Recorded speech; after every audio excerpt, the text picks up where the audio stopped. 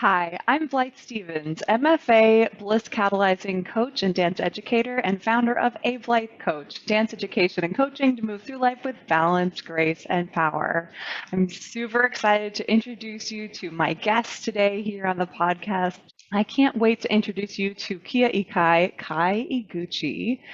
And just one short caveat before we start the podcast. In the video version, the sound sounds actually pretty good. There's a couple of computer dings, and I apologize for that. But if you're watching this in the video version, I want to say apologies that somehow I didn't select the right camera on my end. And so my video is coming through a cheap webcam and it looks a little gray and I'm not looking at the camera, and I apologize for that mistake. Hope you still enjoy this podcast very much, and I think there's a lot of value in it. So Kai has an MSc MS, RD, and uses the pronouns they, them, their. Kai is an eating disordered registered dietitian in an adult eating disorder recovery unit. Kai is non-binary, born in Japan, bilingual with Japanese, passionate about providing high-quality care to trans and gender non-conforming folks. The MSc is in Eating Disorders and Clinical Nutrition from the University College of London. The MS is in Dietetics, University of Illinois at Chicago.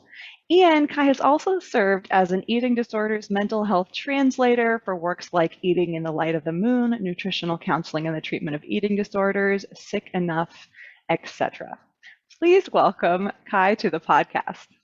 Yeah, and it's so crazy. I had lost track of where you were in the world. I thought you were still in Chicago, but you're pretty close. Not that far away. I was in Chicago until probably like right when you're moving, and then I came to Wisconsin right when the pandemic started, so like April 2020, I think. Yeah, but then I was kind of like going back and forth between Wisconsin and Chicago because I interned here before I got my job, so like it was kind of back and forth. Yeah. Cool. Yeah, that was right. I moved here in July of 2019. So, yeah. So had you had gone straight from University of Hawaii to Chicago then, or was there something in between that I missed? I did another master's program in UK. Oh, that's right. You have two masters. Yeah. Fancy, huh? The first one was like super specific to eating disorders. So that's why I chose that program. Also, like, I knew I was going to be a dietitian, but then I was like, I didn't really take any nutrition class at UH. So I figured if I did the specific one, so it was like a eating disorders and clinical nutrition. So I figured that if I did that one, I would get at least quite a bit of like nutrition education before I actually did the dietitian program.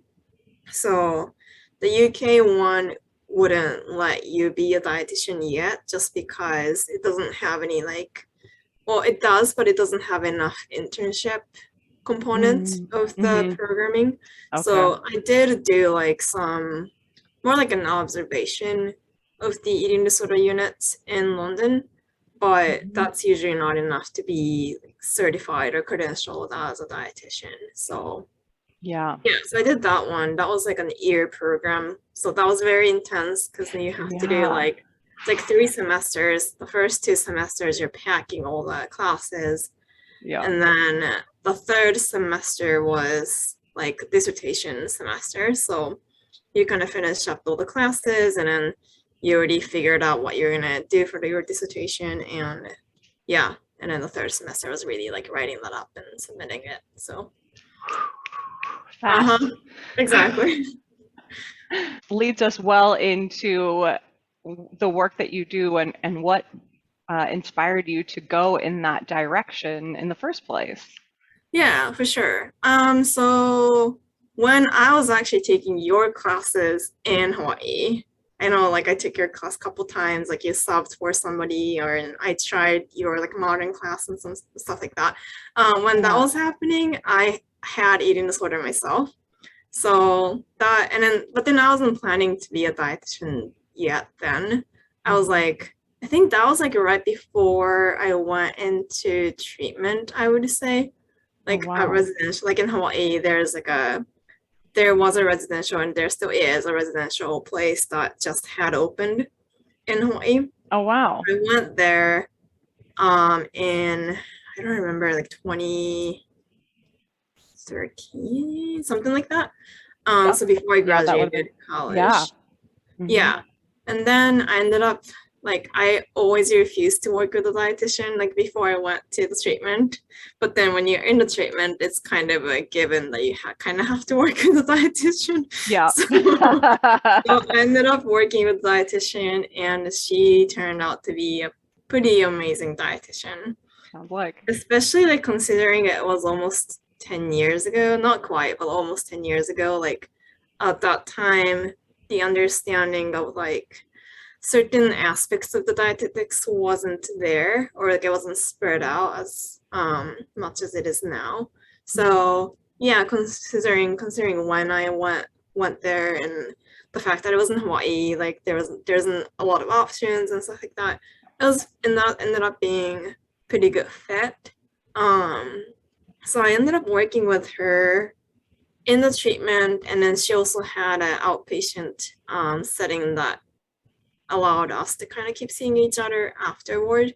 So I saw her up until I graduated college just to kind of maintain things. So yeah, I ended up liking her and what she does with clients or residents or patients.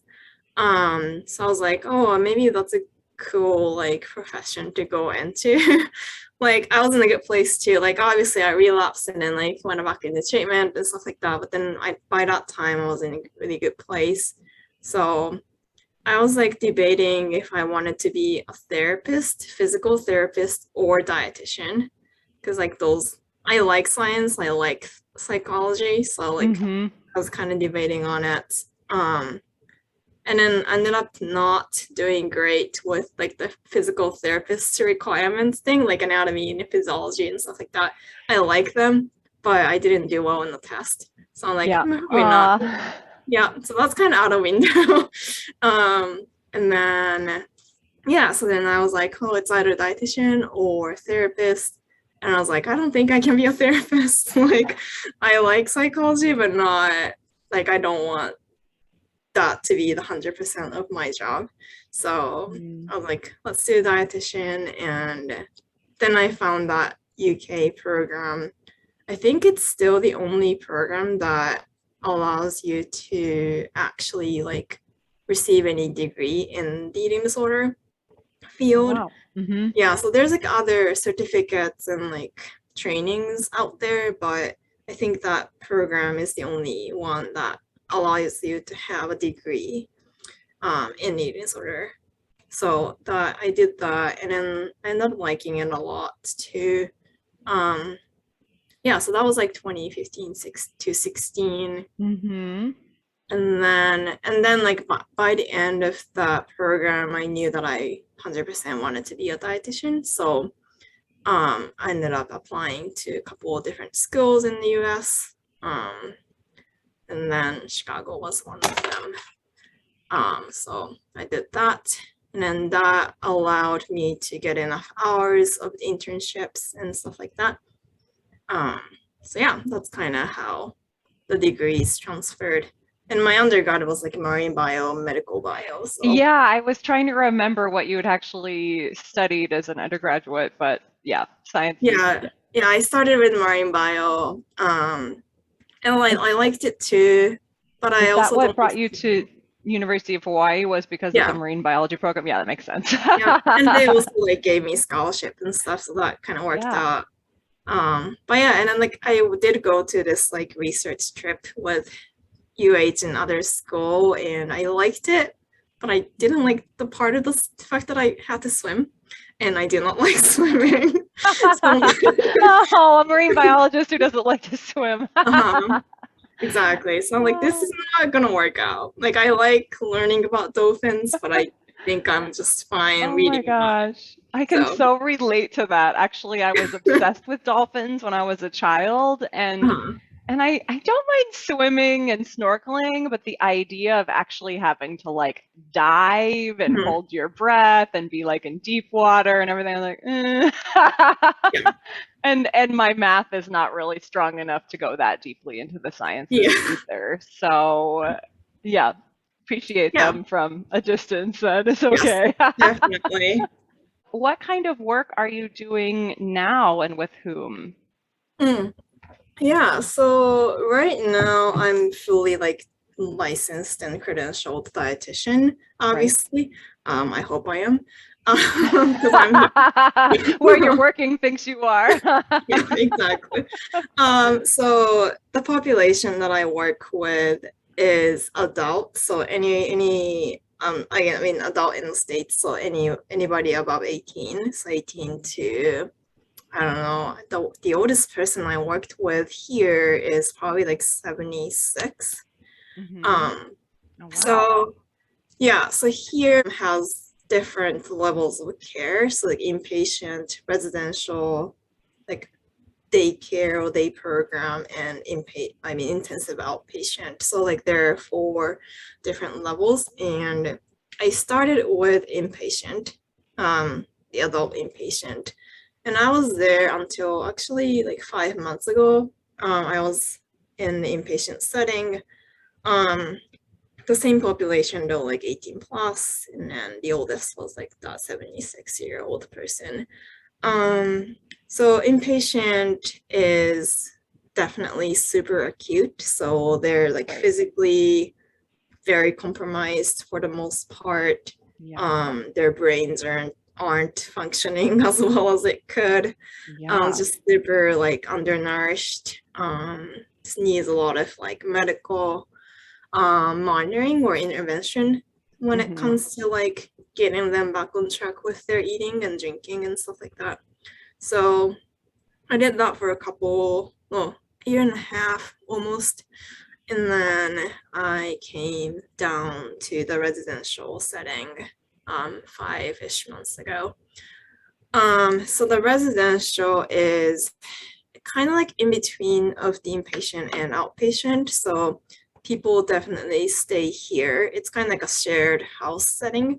Hmm. So the house that I work for have 16, no, yeah, 16 people and mixed gender, so it doesn't really matter what you identify with. And then yeah, so the same population age wise, it's probably a little bit younger, I would say. The older people tend to not want to come to the younger house, unfortunately, or Yeah. they have a family to prioritize and stuff like that. So it tends to be a little bit younger than the inpatient setting. And yeah, so the work that I do is similar, but a little different, I would say. Like inpatient setting, I feel like I did a lot more like a medical nutrition piece. So Hmm. basically just making sure that when they start their feeding process, we're not doing too quickly.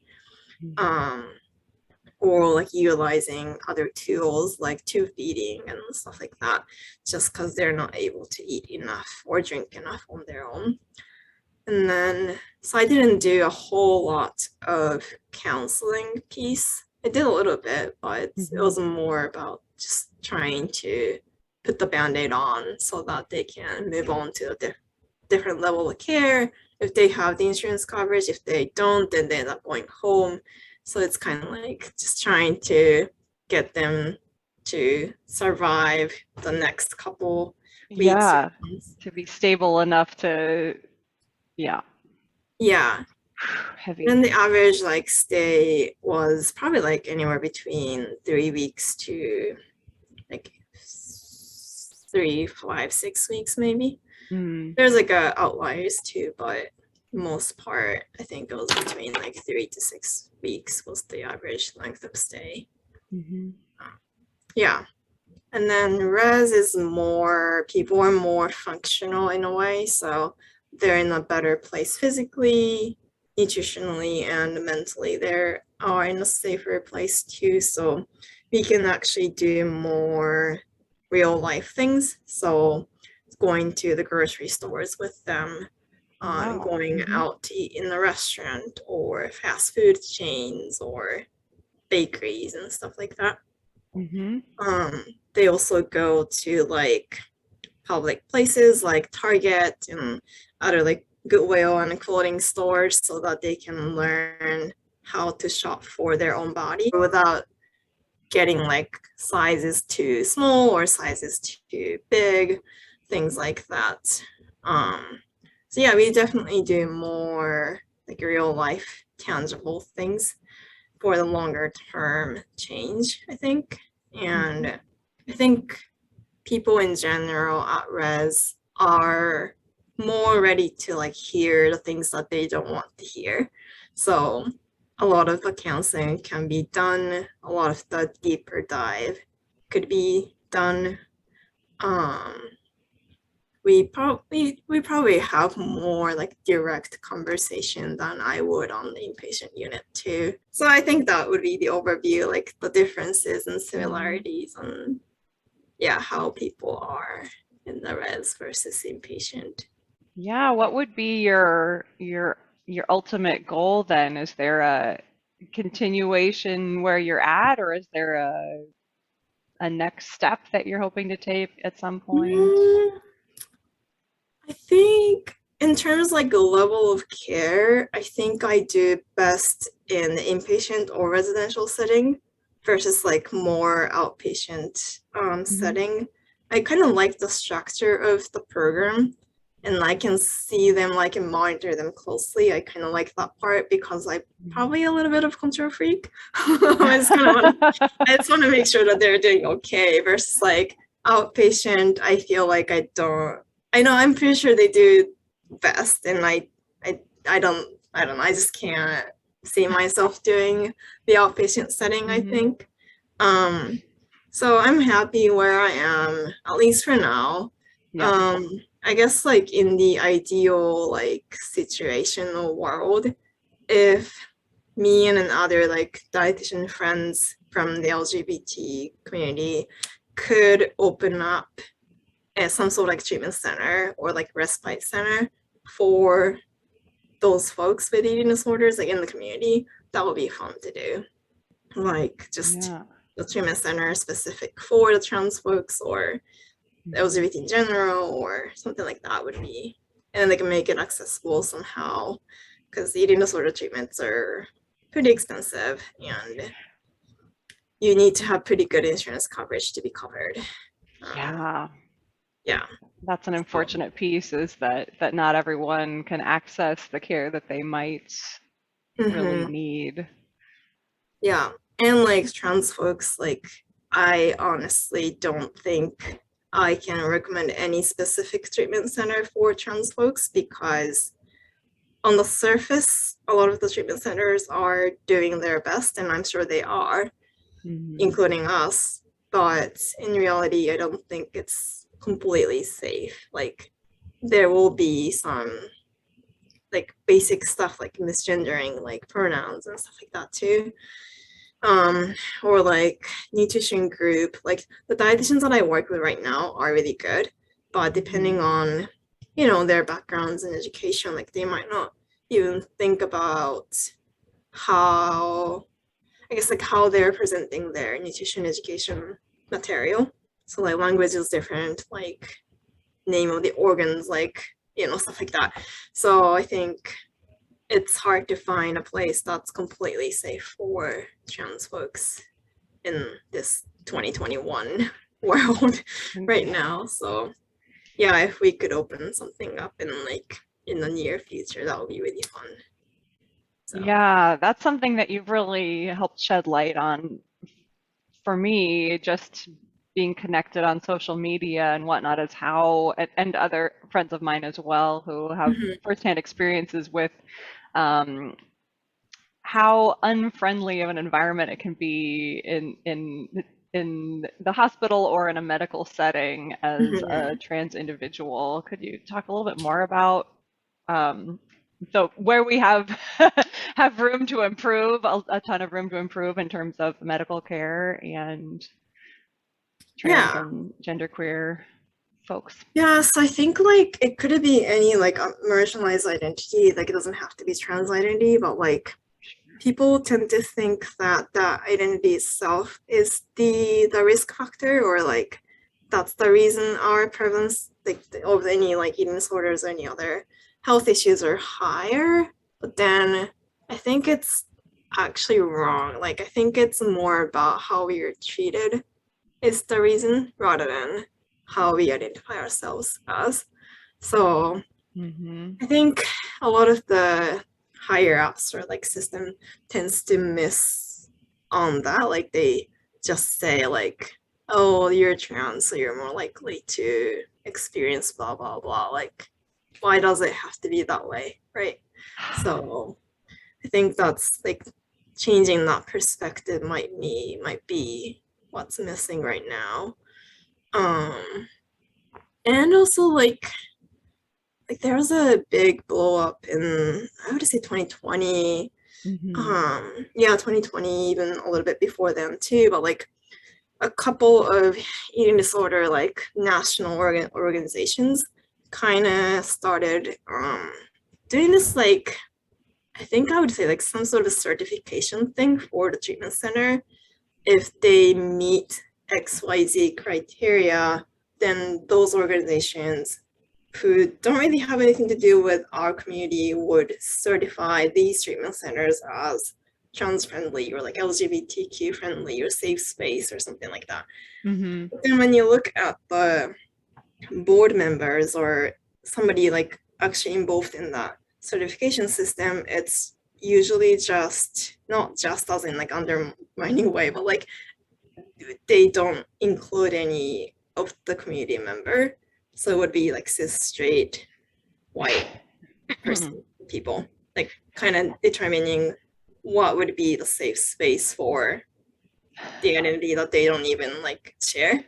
So there's a big blow up on that, and then I think they took it down since then, thankfully. That's like a lot of like different things like that, like on the surface level, like I said, they're doing something, but then if you look into it, it's not actually like doesn't mean anything, honestly. That's like, So what is it called? A virtue signaling. It's like, look, we're hip and with the societal trends, except we actually have no idea what we're talking about because none of us has that lived experience at all. right. Oy. And also like especially in the mental health field, I feel like people have to be able to feel safe in this treatment environment to be able to make any progress at all.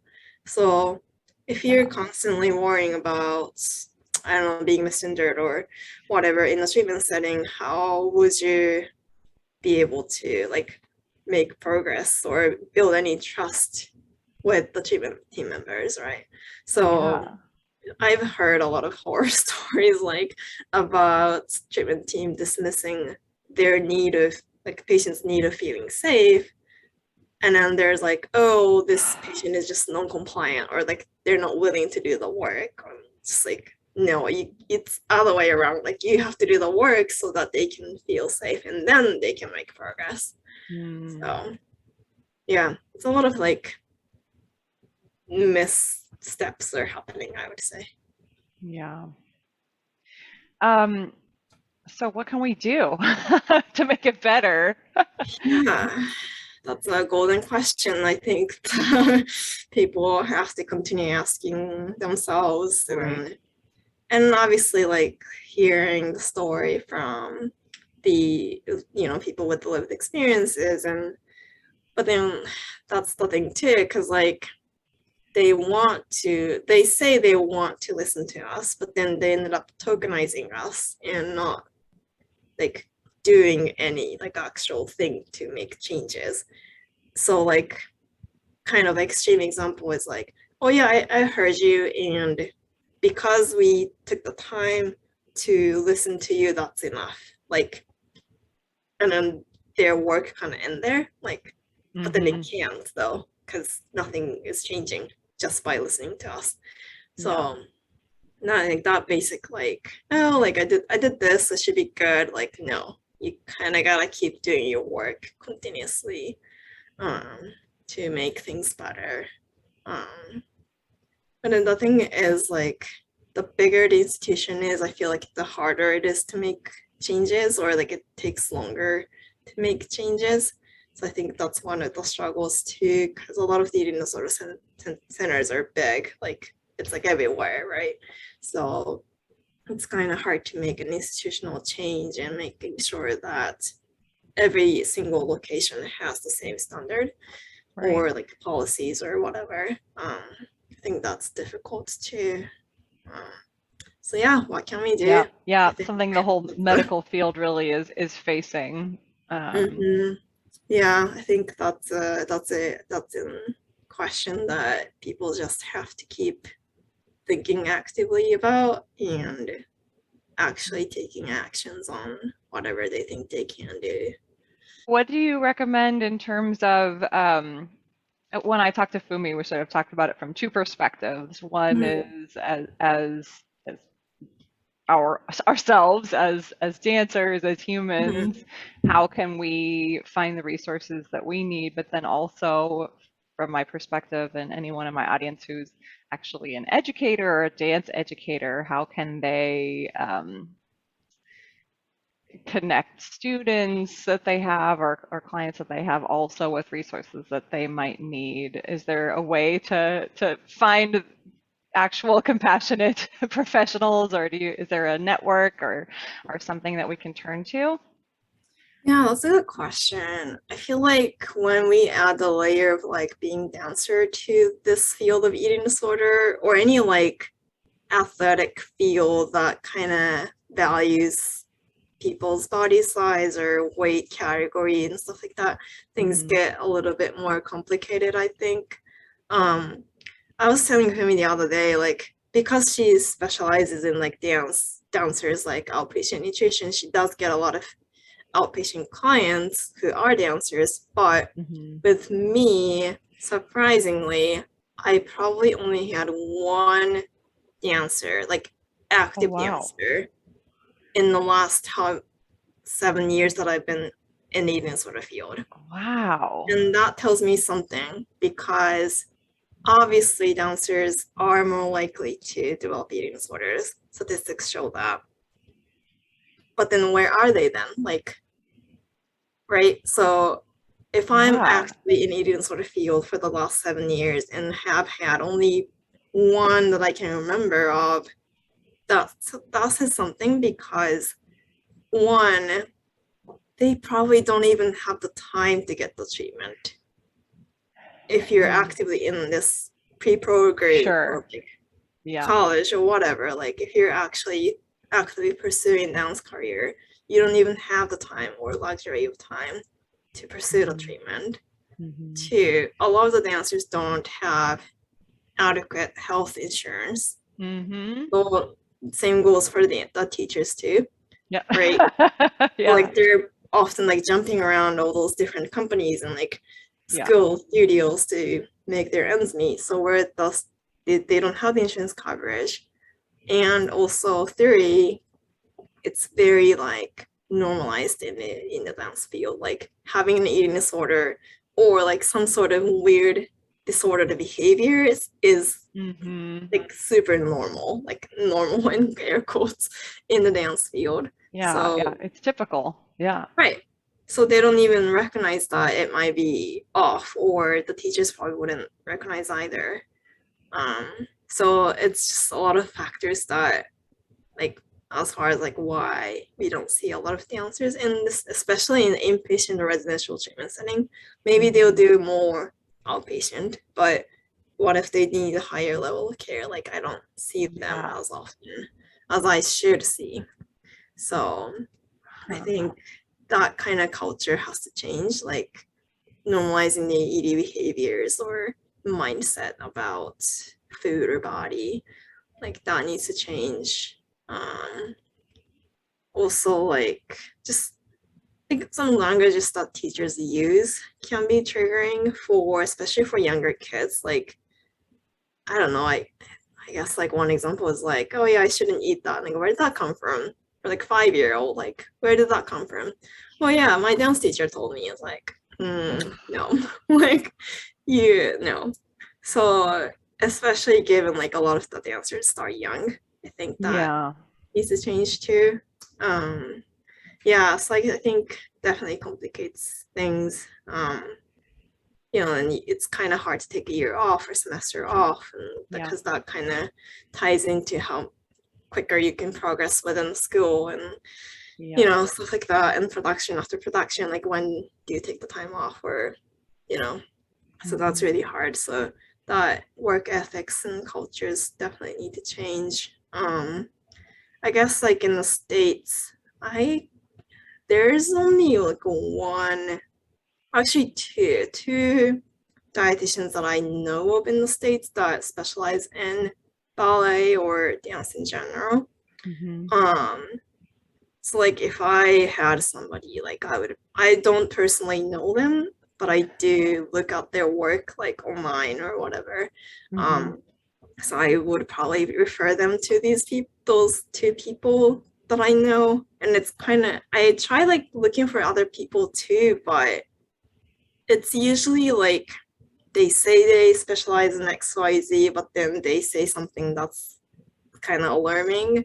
So I wouldn't refer them to those people. Like for example, like I don't know, one of them that I looked up a couple of years ago said like we specialize in dance nutrition. Let's make sure that like it wasn't something on the lines of like let's make sure that you're in the best shape for the audition or Nutcracker. And it's like nope. Like Yeah, red flag, red flag. mhm, Aw. nope. Yeah, so it's really hard to find like the specific like specialized people like eating disorder and dance and just in general. So I think it's hard to find. Unfortunately, I referred a couple of US clients to Fumi too because I couldn't find anybody else. Um, Yeah. so as far as I know, there's no like one website that you can go to find all the resources. One of Mm-hmm. those two dietitians that I mean, I can't remember the names, but one of them has pretty good website that I found it to be more helpful than any other people. Yeah. um, so, but then other than that, I can't really Yeah. think of anything.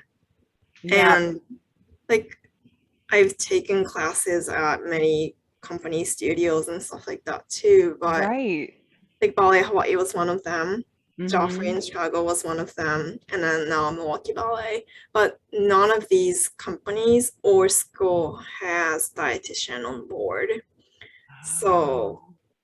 they might have sports psychologist or Right. physician or PT on board, Mm-hmm. but I haven't seen any of the school or company that has dietitian on board as like part of the medical team. So that's concerning too. Like Yeah. I actually don't know any of the like companies or studios that have dietitian on board. So Yeah, I can't think of any either. yeah.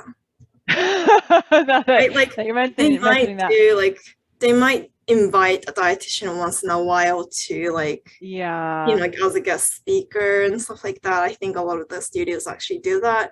But then like there are kids like in the program all the time that are more prone to picking up eating disorder behaviors or engaging in eating disorder behaviors. Like where is the support?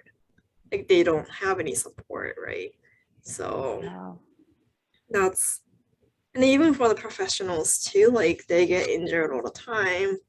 Like there's nobody really in the company except for maybe PT or physicians to Right. support them through the recovery process in terms of Yeah. nutrition or things like that. So I think there's definitely missing that big component of the Yeah. care. Yeah, even it's only the biggest, best funded companies that even have that Mm, sort of, like you said, physical therapists or trainers that can help injured dancers recover as well outside of those settings. It's totally up to the dancers themselves usually. Right. And then like the recovery process it can be triggering in terms of like eating disorder behaviors because they're probably less active, right? They're not rehearsing, they're not taking as many classes as they would. So then dancers might end up not eating at all or enough just to compensate lack of movements and stuff. Yeah. And that can definitely affect the outcome of the physical therapy too, because if you're not eating enough, then your ligaments won't get stronger, your muscles won't get stronger, right? So that like there's this missing piece, I feel like, in the professional and in the school or pre-pro field. Yeah. Yeah, I find that where dancers are often thinking about food as energy, which is great. It definitely does provide that, but it's missing the whole component of like also the structure of your body requires rebuilding and yeah, your ligaments, your bones, your brain, everything is requiring constant rebuilding too, and that's Right. such a. I wonder how many of the injuries that was something that Fumi's website brought up for me. I'm like, yeah, how many of these recurring injuries or slow to heal or whatever is actually a nutrition deficit? It's not nothing to do with your technique or anything like that. It's actually like the common thing that I can think of is a stress fracture, right? Like how much of that is actually from lack of technique or overuse versus how much of that is from lack of nutrition. Right. We call it overuse, but maybe what if it's under eating or malnutrition? Like you know. Yeah. Yeah. That's so cool that you're still dancing though. I think that's really tough as an adult dancer when you're continuing your professional life and got your own thing going on to continue. Yeah, I think like I've been lucky in terms of like dance teachers. Well, in Japan it was a little different story, but I think ever since I started taking classes in the States, like as far as I can remember, things have been pretty like smooth in terms of like even when I was in recovery from eating disorder, I was still dancing. Like there's periods that I didn't dance because I wasn't allowed to, and then I went back. But the teachers that I had were like more holistic in a way, so their language was a little bit better. They didn't like focus too much on the body size or like your build and stuff like that. And it's still the case. Like I take classes from 2 teachers right now at Milwaukee Ballet, and they're both very much like they look at the whole thing versus like your body is the only thing that's important for you dance, you know what I mean? So it's I've been lucky about that, I think. But it's also been like a interesting journey, I think, because like in Hawaii for the most part, and then some years in Japan, I was dancing while I had an eating disorder, so that was an interesting experience. I wouldn't recommend that for anybody, but that was an interesting experience. And then I tore my ACL twice during that time. The first time I tore my ACL, I was in the middle of eating disorder. So like I was saying, like the physical therapy didn't really pay off because I wasn't eating well. So I didn't recover as well as I could have. And then the second time I tore my ACL and I went through the recovery process, I was in a much better place and I recovered way faster, even though that was my second time that I was like getting surgery and going through that whole thing again. Oh, wow. The second time went much better, which is kind of unusual. Like the second time tends to go a little bit more rough and then and they're like scar tissue and yeah. So the second time was like probably a couple years after I was completely like free of eating disorder. So that whole thing went like way fast, and I was like, what is happening to my body? Like, why am I building all those muscles, and why is this so strong? And like, duh, I had an eating disorder before. So it was a very interesting experience. And then like after that, I came out as like non-binary and like all those things. So then like that, I took a little bit of a break from ballet because I didn't know how that fit into my identity. So then I went back, and yeah, it's been very interesting, I would say. Yeah. Ballet is interesting when you look at it through a non-binary lens, isn't it? It's very, these are the like girl steps, these right. are the boys' steps, and then girls' part versus boys' part. Yeah, and even that's something that's been driving me insane lately is looking at outdated texts, and they're talking about the girls, and you're like, oh God. Yeah, like why can't they be just dancers? Like, yeah, that actually was some of the language that has lasted the longest for me from when I went to North Carolina School of the Arts. Is I remember one of the teachers who I didn't even interact with that much, but he would address the dancers in the class, dancers. And I just thought, that is so respectful of our professionalism, and it includes everyone in the class, and just that one, and no one else did that. No one else in my training, I think, ever, honestly, has done that. And it really, really stuck in my mind. I'm like, that's what I want to do, is make people feel like that when they're being addressed, like dancers. Yeah. Like, it's funny because as soon as there's one male dancer in the class, then they can be more inclusive. Like, they can just say like students or dancers, but then if it's just like assumption-wise female, then teachers will say ladies, and it's like, like stop. Yeah, and that's something I run into myself too, because especially with the young kids too, and the parents are sending them in there, and they're all in their pink leotard and skirt and whatever, and I want to create this really welcoming, inclusive environment, and and it's like running up against all the societal stuff about princess ballerinas and assumptions about how they're identify or how they're gonna identify, and it's just like my brain is exploding. I have a good friend who teaches at Joffrey. Like, I'm programs and kids program at Joffrey in Chicago. We talked multiple times about like how we can make the summer intensive more inclusive, or like what's the uniform requirements gonna be. Like, girls have to wear pink leotard, pink tights, and pink ballet shoes. Why? That's racism. That's transphobia. Like, that's everything phobia. Like, why? And boys have to wear a white t-shirt and black whatever. Tights. Yep, black shoes. And like, why? And like, yeah, and it's kind of based on parents' assumption as far as like how your kid identifies, right? Unless, you know, their parents are doing much better and more accepting of the kids. But yeah, so we talked about it all the time. Like, point work are for the girls only. Like, why? What if the guys want to do the point work? What's wrong with that? Yes. They call it tradition. And they think that if you call it tradition, everything's fine. Like, it's not fine.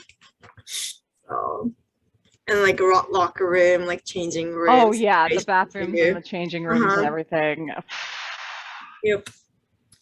Do you know how many kids or adult dancers who don't want to use a locker room just stay in school without using the bathroom all day long and dancing and like binders and like all those stuff?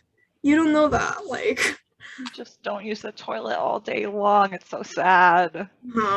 So there are a couple of years that I danced, like before my top surgery, that I danced in these like super tight binders. And it's not, you're not supposed to do it, so don't do it. But yeah, you can't really breathe, so exactly. So you're not really supposed to physically exhaust yourself in a binder. But there were a couple of years that I did, against all the other people's advice. And it was not fun. But then I would still do it because I liked ballet, I liked moving. And there was no way of doing without wearing a minor. So I did it a couple of years, and like my PCP was very understanding of it, but they were like, yeah, I wouldn't recommend it. I was like, I know, but I'm doing it anyway. I was like, yeah, it's not very fun, but yeah, I think once you do it, like, and know what that feels like, teachers would like, oh, there are some dancers that are actually doing this every day. That would change their perspective, I think. Yeah, we've got a long way to go. It's Yeah. cool to see that there's more conversation now than when I was a younger dancer, Oh yeah, for sure. but it's still got a very long way to go, I think. Yeah. And like Um, last weekend, like, so I just take like normal, like regular adult classes now. So mhm, different levels, like intermediate, advanced, beginner sometimes. And yeah. last Saturday, like I just went to this regular, like advanced class or intermediate advanced class, and then we had extra time. So the teacher decided to do some variation work. And Mm, I was like internally like, that sounds fun because I haven't done any variation for like yeah, 10 years. choreography. Right, like, yay, something to like pick up on, like not outside of this like regular routine thing. And like Mhm, internally, like I was excited, but then I was like, wait, this is gonna be the female variation in the ballet world. Like, how do I fit into this? which And I way? was like, you know what, I'm just gonna dance it and I can just make like it's female variation, but then if I dance it as a non-binary person, I just can't claim it as my variation. I mean, it's probably a fairy anyway, so what gender? Exactly. Yeah, exactly. Like, how do you determine the, I don't know, gender of the fairy or Cupid? Exactly. No, but it was an interesting internal dialogue that I had last week. I liked it. Yeah. Like, I enjoyed like doing something like that. But Hmm. they were talking about offering variation class, and I'm like, like I want to do it, but then I don't know how I would fit into it. You know what I mean? So Yeah. Yeah. yeah, It could be awkward at times. yeah. So something to keep exploring Yes, still. for sure. I wanted to, I don't know if I was recommended this to you before, but I wanted to recommend the work of actually an NCSA classmate of mine who's in New Hmm. York City, has a ballet company called Ballez. Oh yeah, yes, Yes, I know yes. them. And I actually, I'm ashamed I haven't actually gotten to see any of their work Hmm. either live or recorded, other than there's a really nice little series of ballet class videos that they put up on YouTube, which I thought was really, really cool. Yeah, they're so cool. Yeah, which I really appreciate. And that's sort of, I think that's, there's more and more phenomena like that that are happening where Hmm. they're taking classical ballets and sort of reinventing, Right. reimagining how those could play out, as well as just creating new work as well. But I have Yeah. yet to find anything like that here, or I think there's like one, I can't remember their name, but there's one in Chicago too, kind of similar to Ballez. mm, it's ringing Yeah, a faint bell for me. yeah, I can't remember Yeah. their names, but yeah, but then it's very limited, right? And then it's usually outside of those well-known companies Oh or yeah, like yeah. school. Like, For why does it sure. have to There's be no that way? full-time dancers working there. No, They're doing that and a right. lot of other projects. Yeah. Yeah. And like there are some dancers, like non-binary dancers, like being accused of stealing female part because they were assigned male at birth, like, and they decided to dance in point as a, like, God, why? Like, why do you have to kind of, I don't know, I feel like yeah. it's a pointless fight to go through. But Yeah. It's yeah. sticky because Yeah, there's so many more dancers assigned female at birth in general, and Yeah, then even exactly. less that are making it to leadership positions within countries. But that doesn't mean you need to just throw the bias and the judgment right back on, yeah, Hmm. people who are also extremely unrepresented in ballet companies. I mean, Yeah, yeah. yeah, lots of ways to go. You know, like again, tradition, quote unquote, like tradition. It's hard to fight. Yeah, but yeah, it I just can't help it. I love ballet. Mhm. And yeah, hopefully we can make meaningful change in Yeah, ballet. yeah, for sure. Yeah, I think like I've had like interacted with a dancer, like student dancer, who was considering transitioning, but then they were in school, like pre-pro program as assigned female birth person. So like basically in the girls program, and then they're like, if I transition, I don't know how that's gonna play out in terms of like, because they haven't learned any of these called boys Yeah, they haven't been stuff, trained for right? that. It's a Right. So huge then gap. where am I gonna, yeah, so like if I transition, do I have to go all the way back down to 5-year-old program? I don't know, but like, so they're kind of debating like, should I wait until I retire? Like that's 20 years from now, or Oh, wow. Do my whole career in, uh-huh. yeah. So it's, Wow. I don't have the answer for anybody, but like No. that's a real thing. Like that's that internal like struggle Yeah. is a lot.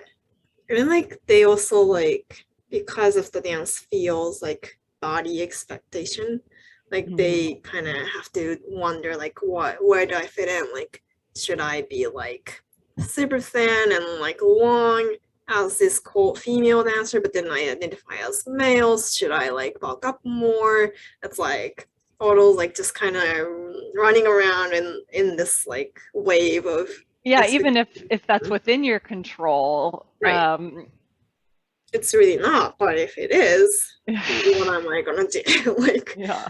yeah, I've talked with a couple of people like that.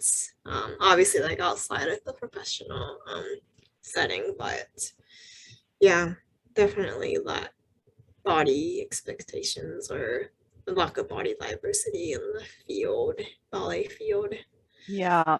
definitely harmful. I thought that was so interesting. I really appreciated Fumi's perspective for that reason because she was pointing Hmm. out, yeah, there's expectations that that we, the dance word ballet world, I don't know who we are, but Right. that are culturally sort of occurring and especially heightened in dance. And it's not even as simple as being in a thin body and being in a larger body. It's like all Hmm. these layers of race and class and gender and all of Hmm. this. I was like, wow, and I can't even put it at all as articulately as she did. Hmm. But yeah, it's like a whole lot to unpack.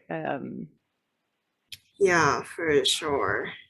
Yeah. I was curious if there's any companies that you know that are doing that kind of work that we could shout out. And well, I know Colleen Werner was formerly part of Black Sheep Ballet, so maybe that's Yeah. one. I think that's yeah, that's the one of the things that I can, the companies I can think of, like that one, Ballez, and then there's one in Chicago that I can't remember the name of right now. But Yeah, those are really the only ones that like professional ones that I know. yeah. Um yeah, which is sad. Like it's the States, like it's such a big country and we I only have really three.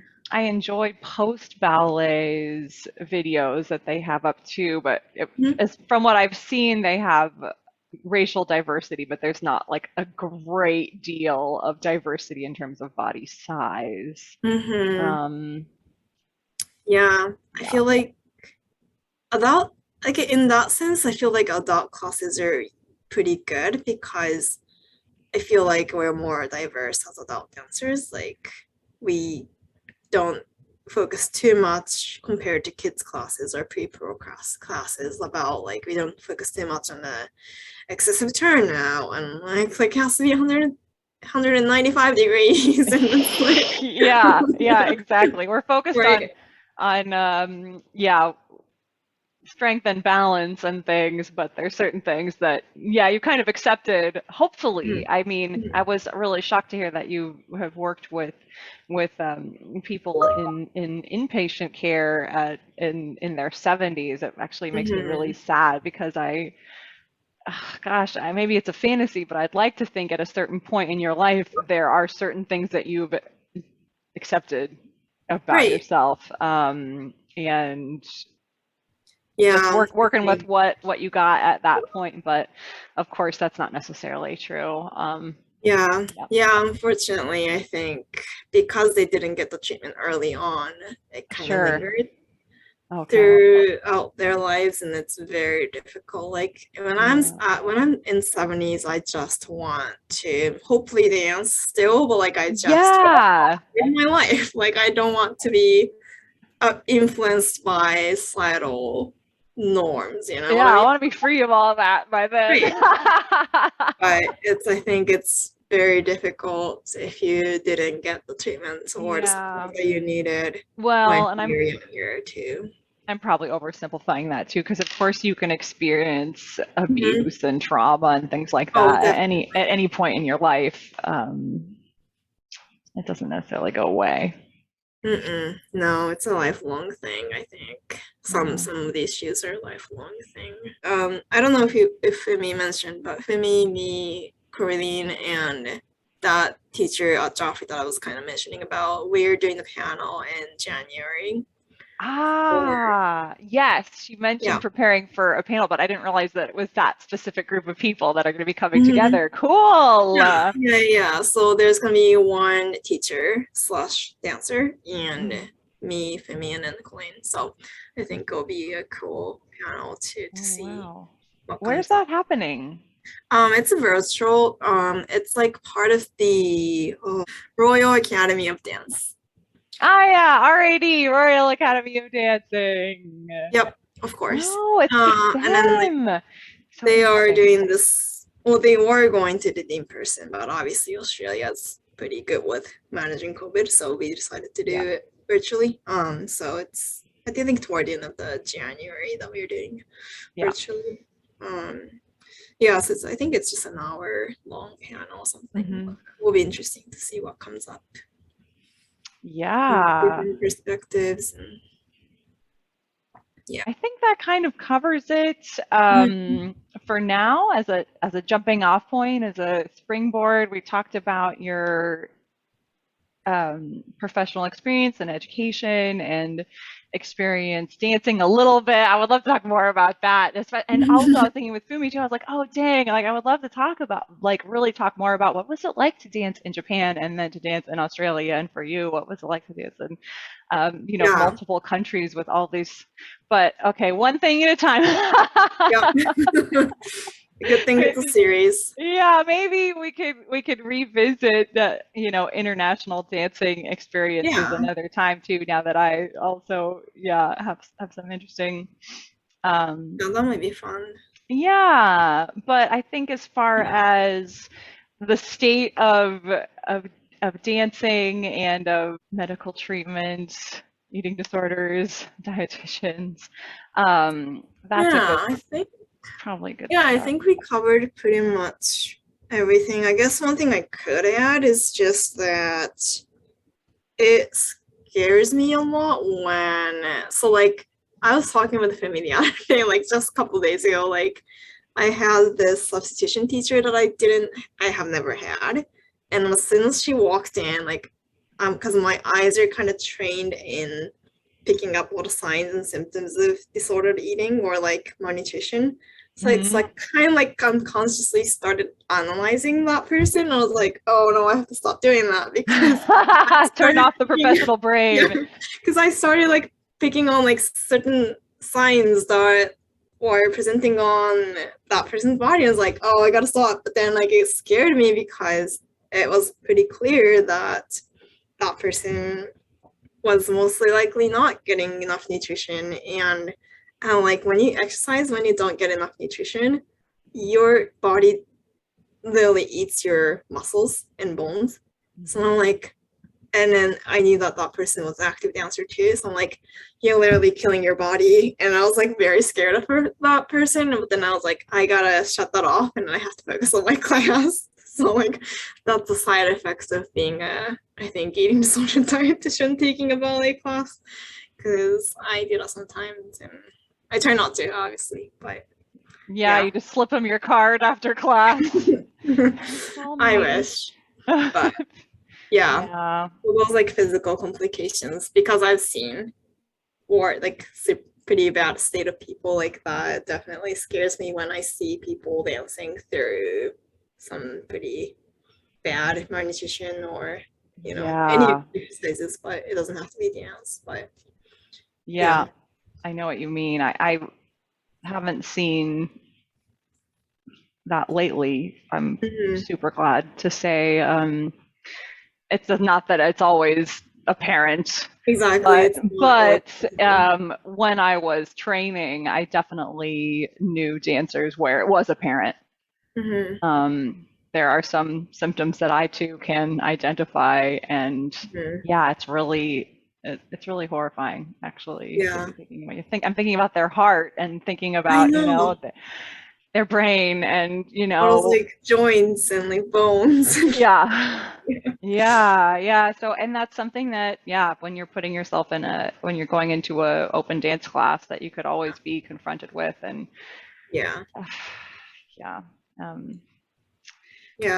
but that was just a couple of days ago, so I was talking about that with Fumi the other day.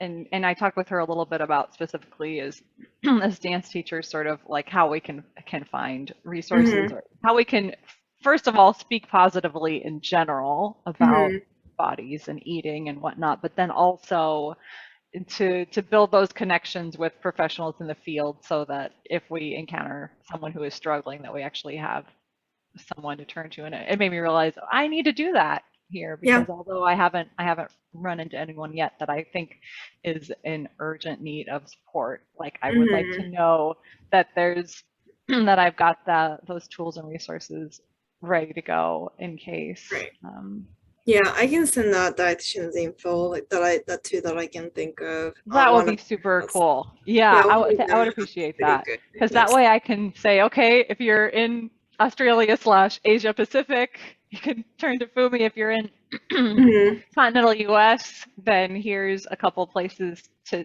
start looking. And then also I need to do the legwork here to figure out what the scene actually is. Here in Germany, I'm not real sure. I do not know anything about Germany, but it'll be cool. Like they have some really great dance companies, and really appreciate the arts, and so there's a lot of sort of activity around that. When I went to go see the Stuttgart Ballet, when I first came to visit, actually, that was what impressed me the most, was how long the audience applauded. Like, I mean, it was amazing. I was completely blown away. It was an evening of, it was like mixed works. It was like a festival type of evening. So it was a bunch of different pieces with different numbers of dancers and different feelings and stuff. It wasn't like a full evening story ballet. It was like all these different things. And it was just, it was incredible.